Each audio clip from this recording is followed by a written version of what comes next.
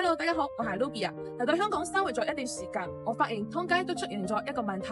我哋今日嘅標題就叫做香港收據嘅最後的歸宿。接落嚟嘅視頻咧，都係我哋真實影到嘅情況。隨住我哋鏡頭嚟睇睇啊！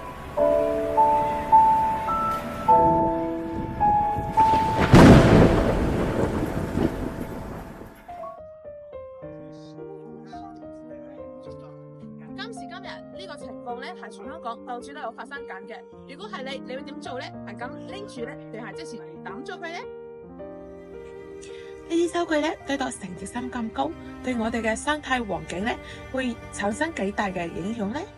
而香港麥某某連鎖品牌門店嘅收據年度打印量更係驚人啊！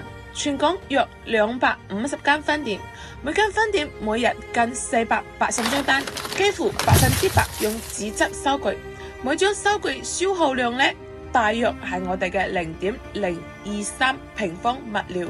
一年合計用紙量高達996900平方米，為咗呢啲紙呢，每年要犧牲我哋1950幾棵樹，被殺嘅樹木佔地面積約1.95公頃，一片咁大嘅森林，大自然要用15年先可以還到債。單單一個連鎖品牌加起嚟已經有咁多啦，但係全香港加埋起身有成10幾間我哋大型嘅連鎖集團啦，個後果真係諗都唔敢諗啊！咁作為消費者嘅我哋可以點做呢？隨住我哋鏡頭嚟睇睇啦。喺我哋收銀台埋單嗰時，主動同我哋收銀員話唔使收據，用我哋自助收銀機咧，俾完錢之後主動撳我哋立即結束。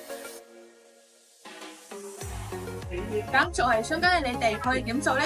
我推薦可以用可降價嘅紙張，同埋參考其他商家嘅電子收據。呢個唔係叫做偷雞啊，係做負責任嘅消費者。拒絕收據一次就幫我哋地球一次啦。